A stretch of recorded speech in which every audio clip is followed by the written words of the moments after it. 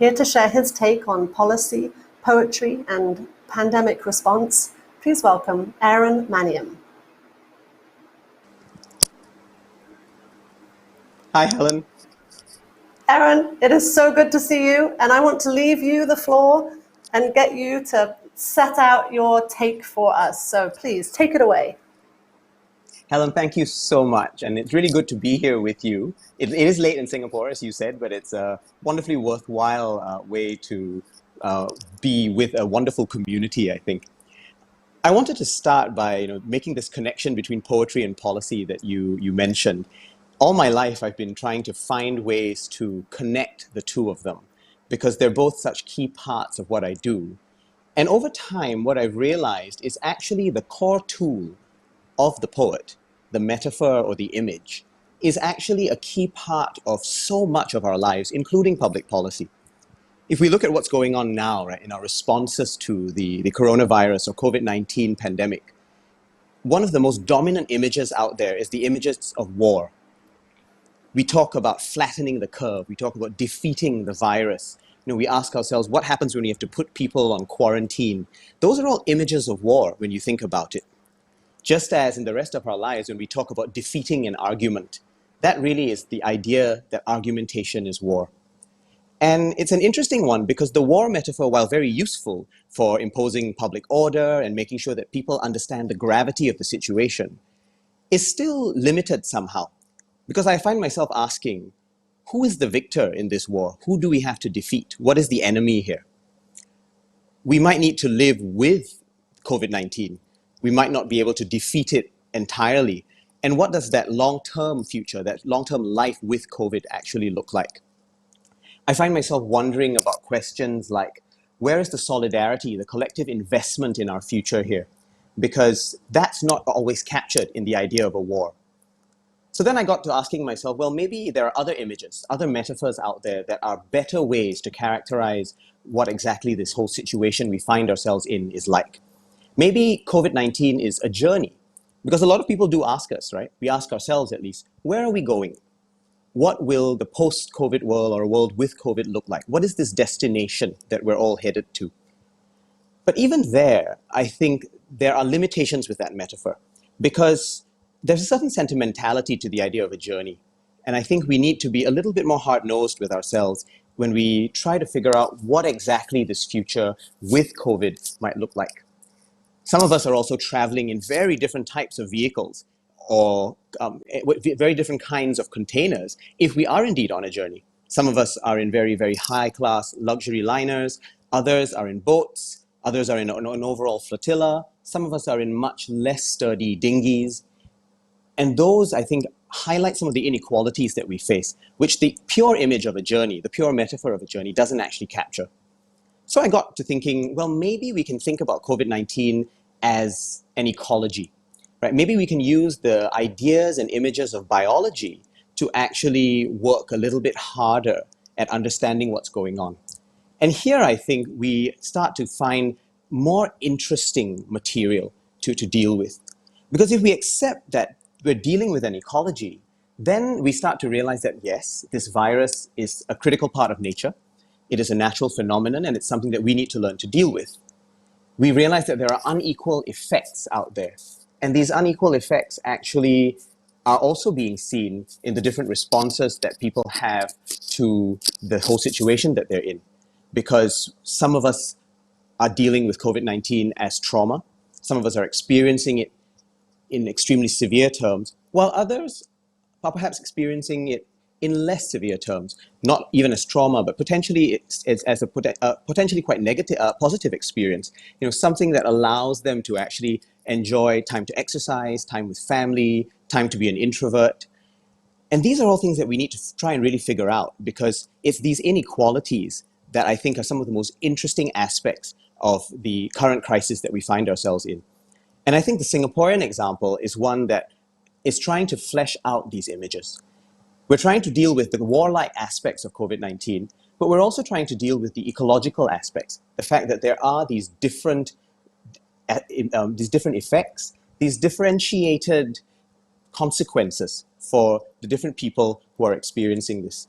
That's why in one of our responses, in addition to doing things like very detailed testing and contact tracing, we've also put out 4 different supplementary budgets in the year to actually support people who are experiencing the most severe of these differentiated effects. We've put out a huge amount of money, a total of 93 billion Singapore dollars, which is about 66 billion US dollars, to support people in job preservation, to support people in training, to support people who are interested in acquiring digital skills so that they might actually be able to ride the wave of this transformation in a way that enables them to be much more positively placed to deal with a world that has COVID much more endemic in it. There are also, I think, much more interesting images in the ecological idea when we start thinking about the collective effects, the collective efforts that are out there in the COVID-19 responses. Because what we find is that we need to experience COVID as a situation where there can be mutual care, where communities come together to support one another in the kinds of responses that they need to put out to the situation that they find themselves in. We have ways of being connected to each other, as we have in nature, that are not always obvious to an individual person operating in an atomized way. Now, of course, the ecological metaphor is also limited.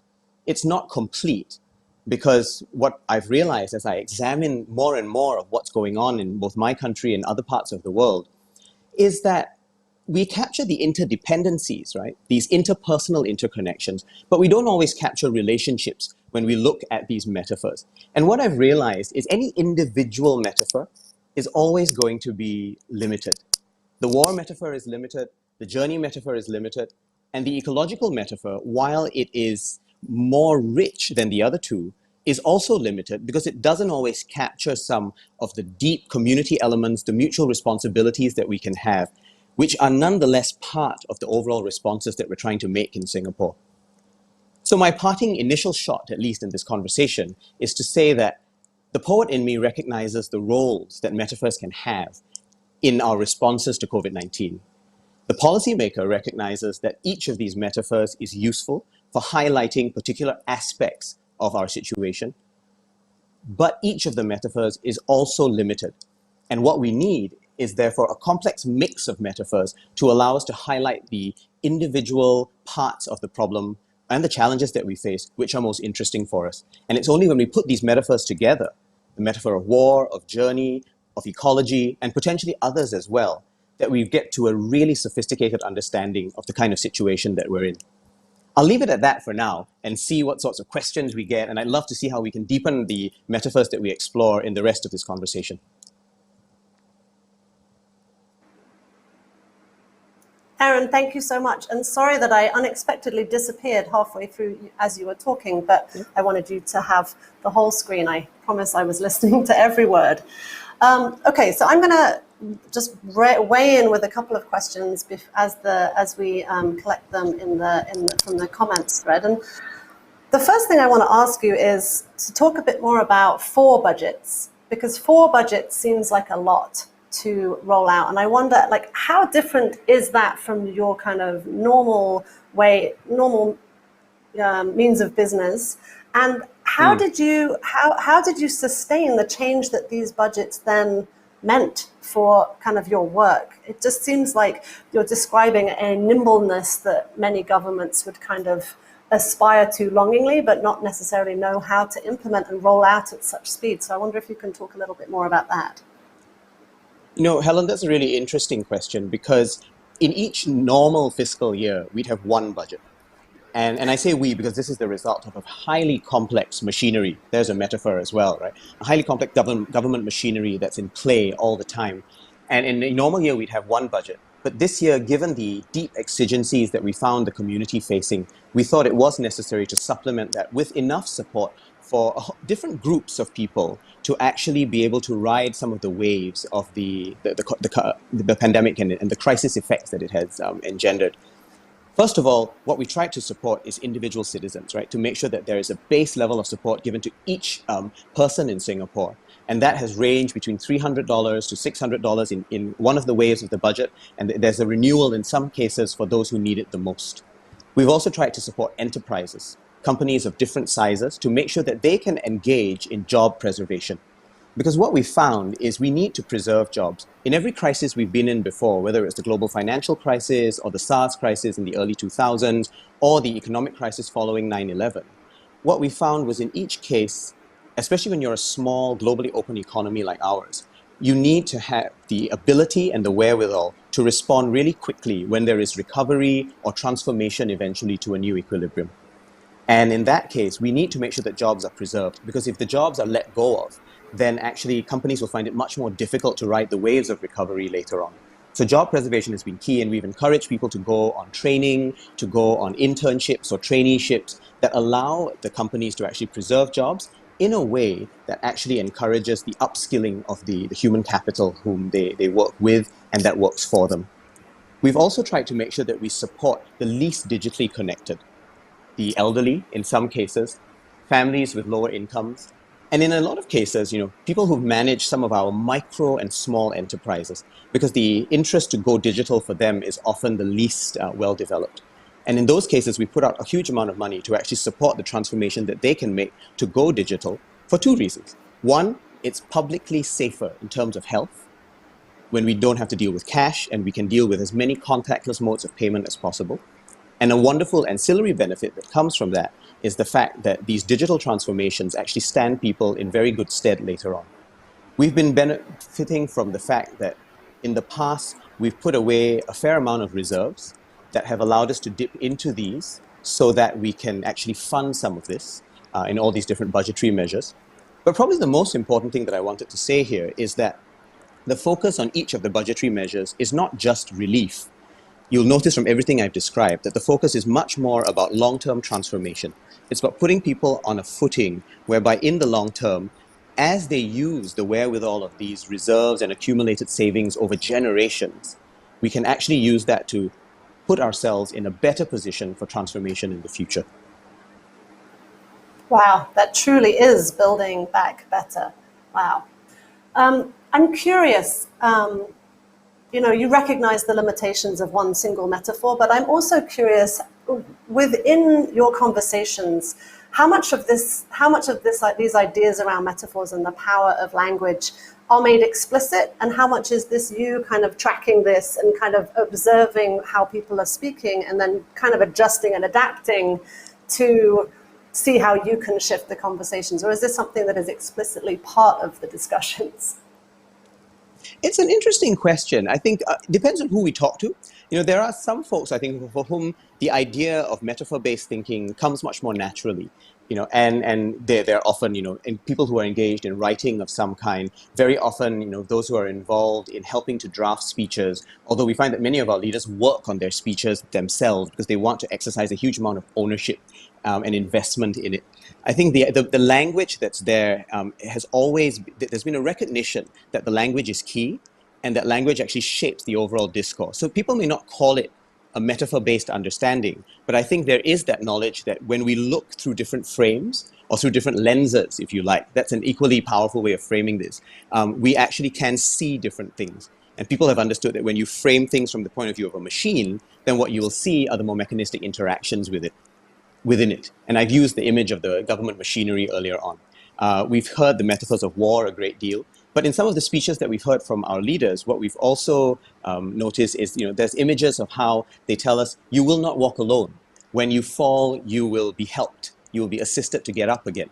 And now that's the metaphor of the journey coming out right through again. And I think what we found is this mix of metaphors does come quite naturally to a whole range of different members of the leadership. And when we put that together, we get a fairly rich composite picture of the kind of situation we're in. I would add, we don't want to abandon the war metaphor entirely, because while, like I said, there is no clear enemy, there is no sense of what victory might actually look like. We do want, I think, the huge sense of urgency that comes with a war metaphor, and that can drive and rally a society well. That, I think, can actually be quite powerful. And so there are benefits from the war metaphor that we find useful as well, particularly when you marry it with the ecological metaphor that I mentioned earlier. I'm going to bring on Chee, because I know that questions are pouring in, and while I will happily talk to you all day, I'm going to see what Chee has to ask. Thanks, Helen. Aaron, How are you? It's really interesting to Thanks. hear you use language in this way and talk about metaphor. And we do have questions from our community because they are so engaged and would love to ask you a few things. The first one I'd like to ask is from Patrick Adams. And his question is, the most resilient ecology in nature, for example, is usually the most diverse. How do we use this moment to make sure diversity is part of the world's recovery? Yes, that's such a powerful question right there. And we're seeing situations where, the identity diversities in so many societies is being really stretched thin, right? And where we need to actually strengthen it a lot more. I think one aspect of it comes from recognizing that each of us, whatever, the sophistication of our mental models and assumptions, is never going to have a monopoly on truth. We need to recognize that we have to value the diversities that others bring. And what that means is recognizing both their identity diversities, right? Their ethnicities, the languages that they speak, all of which will frame their thinking in certain ways, but also recognizing their cognitive diversities, the importance of people coming from disciplines like engineering and history and public health and economics and law, and all contributing to a much richer understanding in totality of the sort of situations we're in. I think even that very basic step of making sure that the teams we operate in are as diverse as possible, making sure that in terms of gender, in terms of discipline, in terms of age, that they are spread wide, that is already a wonderful help because it means that in each of the areas where we exercise influence, we are exercising some of that diversity. And if each of us does that, then actually the macro effects become much more powerfully felt because there will be a natural diversity in that direction as well. Thanks, Patrick, for that question. Well, thank you for that very insightful answer. We also have a question from Addie Delani, and she's really looking at the next generation. What's the role responsibility do young people have in the new normal? What should our message be to them? You know, I suppose one has to define young at some point as well, right? And there is the definition that the UN adopts, below 45. There's the young at heart as well, which I think is just as important, a form of both cognitive and identity diversity. And we do want to make sure that their views are brought in, particularly, I think, in two ways. One is there can be an inherent newness in some of the ideas that young people bring because they will have been exposed to different things. Folks out there who are less than 25 at the moment, years of age, they're going to have been born digital natives in a lot of ways. The concepts of using smartphones is unalien to them, and those are now much more ubiquitous than they may have been before. So I think the ideas that they bring in can be much more embracing of some of the new benefits that technology can bring to us, while at the same time recognizing that there are pitfalls in technology as well, and making sure that we try and govern or manage or regulate those as best we can. There's a second aspect about youth that I think is important, because it's not just the ideas themselves, but a certain experimental mindset that can be brought to the approaches that they employ. I think we're going to be living in a world where tried and tested approaches, right, looking at precedents of the past, are going to be much less effective than before. We're going to find that the effects of precedents wears thin. And what we need, therefore, is a much more agile, more iterative approach whereby we prototype, test fast, fail fast, and then respond to the feedback that comes to us from the ecosystems that we're testing those ideas in. And I do find that there are a lot of young people very willing to run these experiments. Not only young people, there are some folks, who are of a certain vintage who are also willing to experiment. But the preponderance of experimentation, I find, does happen with younger people. And that ability to sit in the messiness of iteration and the messiness of being perpetual drafts and works in progress, that I think will be one of the most powerful things we can have. Because even now, right, none of us knows what this new reality is going to look like. We don't know if we will have a post-COVID world or a COVID endemic world, or a world where COVID becomes part of the ambient noise of our public health situations. Each of those things requires different sets of responses. And to be in a space like there is now, to learn and experiment and try different things as we prepare for those futures, that I think is what experimentation will actually help us to do. Yes, I'm yes, gonna I think I'm gonna jump that's in. great. Oh, Sure, sorry, Helen. I'm going to jump in because the questions that there are so many of them, and so I'm just going to jump in with one from one of our TED Fellows, presenter, Can you further the ecology metaphor more? In an ecological landscape, it seems the poor are treated like ants and the rich are birds. How do you see class playing out in your ecological metaphor? Yeah. Prasanta, thank you for that question, because that's exactly what I meant when I said that the metaphors are invariably limited. A pure ecology has a food chain in it, right? You talked about ants and birds. There is a hierarchy of predators that eat prey and prey that consume vegetation. That is a natural part of the life rhythms of an ecology. But I don't think it's something that we should accept as a natural part of the life rhythms of a society and a community. Because we live in community, we don't live in a pure ecology. So while the ecological metaphor is very useful, the bit that I find it doesn't quite capture, which I alluded to earlier, is the fact that there are moral relationships between us. There is a sense in which each of us can be responsible for others. And that's, I think, what has prompted some of the more interpersonal, societally based actions that Singapore's responses have had. When we talk about downloading contact tracing apps, this is not just about doing it for a technical reason. It's doing it because it helps keep other people safe and keep ourselves safe. When we talk about people staying at home, this is not just a self-imposed isolation that is a technical thing to do to defeat a virus. It's done because it helps everybody to be safe. And one of our taglines is that the safety of all depends on the contributions of everyone, right? That kind of moral relationship, I think, doesn't get captured in an ecological metaphor. So we need to use the metaphors for what they tell us, but bear in mind that each metaphor is going to have a certain amount of limitation as well.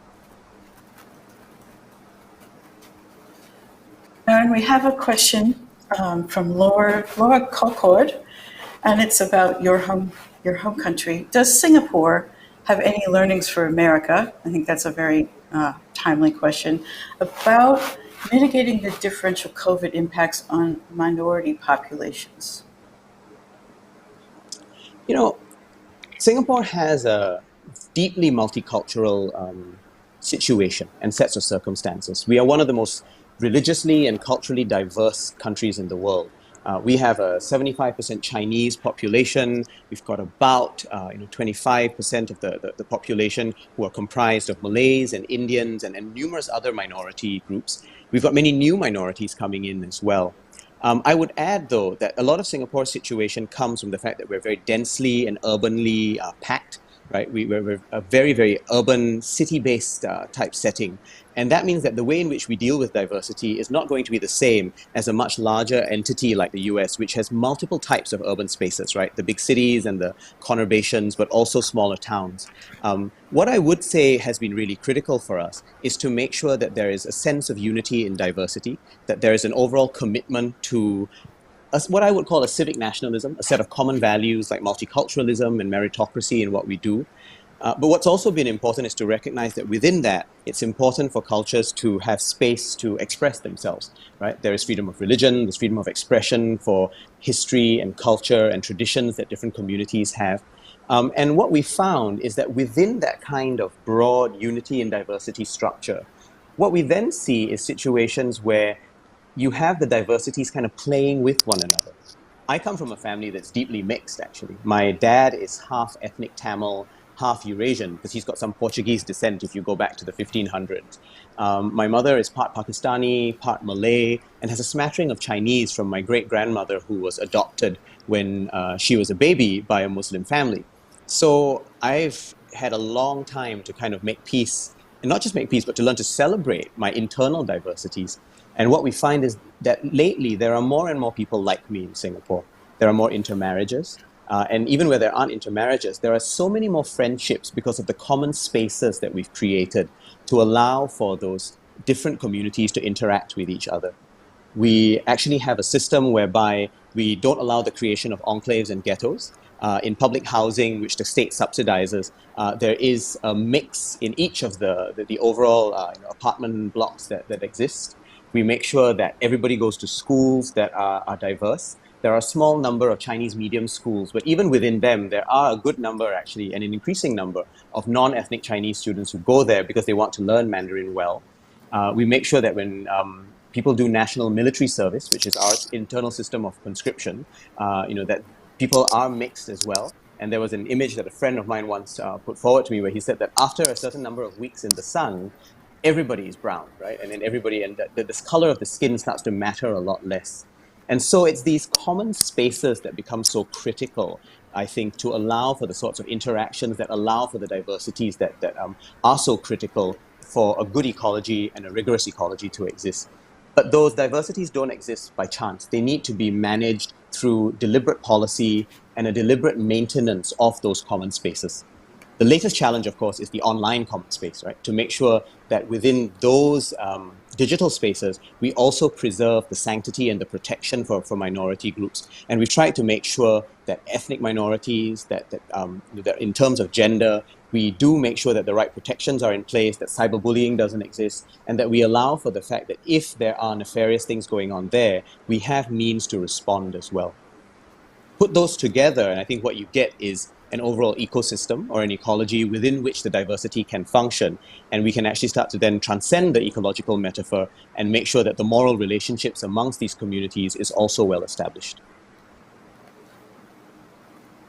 So I think we have time for one more question, and this one is from Stephen Petranik. How does living on an island frame your metaphors? That is such a great question. Singapore is an interesting conundrum because we are a state, we're a city, we're an island, and we're all of those things at the same time, which means that unlike many other cities which have the benefits of large national hinterlands, and many cities which don't have to take care of their national security, we do actually have to look at that. And I would say that actually it's not just the island that's important, but it's the interconnection amongst the city-state and island that really does affect how we approach a lot of our policy making and kind of approach being Singaporean. Because the city aspect of what we do is where we know we need to be open to the world. We need to be open to ideas and to people, because that's how cities thrive, right? They don't thrive by locking themselves up and turning themselves into fortresses. But because we're a state, we also need to be cultivating a certain sense of national identity. We want a sense of mutual solidarity and commitment to nationalism in terms of values, like I said. And as an island, we need to be constantly open to a whole range of influences from outside. The most obvious of those is physical, right? The transshipment goods that we have always been a hub for were the first ways in which our island nature actually helped us to get in connection and get in touch with the rest of the world, because we are at the connection of multiple trade routes in the world, and we were a very convenient entrepot port for a good number of shipping powers. But the modern equivalent of that is to be a hub and an entrepot spot for the digital space, right? For the virtual space, for ideas and for people to come as well. And that's why you will find that if you come to Singapore, the expatriate community is actually fairly large. There are people who found that when they come here, adjusting is a lot easier because there are ready populations who have already assimilated other members who were different from them. But that within that, there is a certain amount of not just tolerance, but also celebration of the overall diversity that people face. So when you put the overall kind of cosmopolitanism of a city with the deep nationalism of a state and the general openness to ideas, people, and flows of goods that an island has, that I think is often what makes up the core psyche of a Singaporean. I think your next job may be with the tourist board. I'm not sure. Aaron, thank you so very much. What a pleasure it was to speak with you. That was so interesting, and you are the best. Thank you so very much. Thank you for having me, Helen. Thanks so much. This was well worth staying up past midnight for. Thank you.